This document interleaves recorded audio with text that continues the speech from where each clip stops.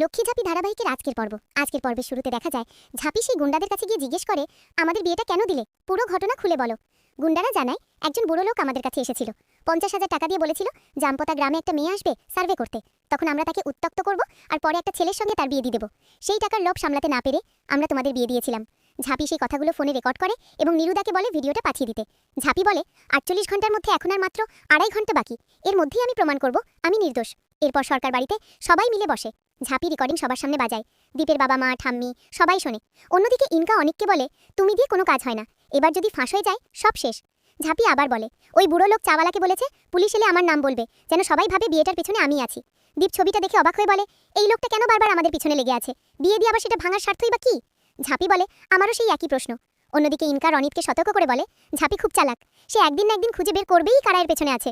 দীপের বাবা ঝাঁপিকে বলেন, আমি জানতাম তুই এমন কিছু করতে পারিস না। ঠাম্মি তখন রাগ করে বলে, তাহলে আগে কেন কিছু বলিসনি, আমার নাতবউকে তো খারাপ ব্যবহার সহ্য করতে হয়েছে। দীপের বাবা হতাশ গলায় বলেন, আমি বলেছিলাম মা, কিন্তু কেউ শোনেনি। ঝামি জানায়, আমি একাই সব করিনি, কাসাইদি চূর্ণি বিতান ওরা সবাই আমাকে সাহায্য করেছে। পরে সে বলে, শুরুতে আমি ভেবেছিলাম ইনকাদির হাত আছে, কিন্তু পরে বুঝলাম ইনকা জাম্পতার কাউকেই চেনে না, তাই এ চক্রান্ত তার পক্ষে সম্ভব নয়। তখন দীপ প্রশ্ন করে, তাহলে কার হাত আছে? ঝাঁপি জানায়, যেদিন আমি তোমাকে প্রপোজ করেছিলাম আর তুমি আমাকে রিফিউজ করলে, তার পরদিন রনিত আমায় প্রপোজ করেছিল। সবাই অবাক হয়ে যায়। কাসাই মনে মনে ভাবে, আমি তো রনিতের কাছে গেছিলাম ঝাঁপি আর দীপকে এক করার জন্য, অথচ ওই ঝাঁপিকে প্রপোজ করেছিল। দীপ রনিতকে রাগ করে বলে, এত বড় সত্যি কথা আমার থেকে লুকিয়ে রাখলি?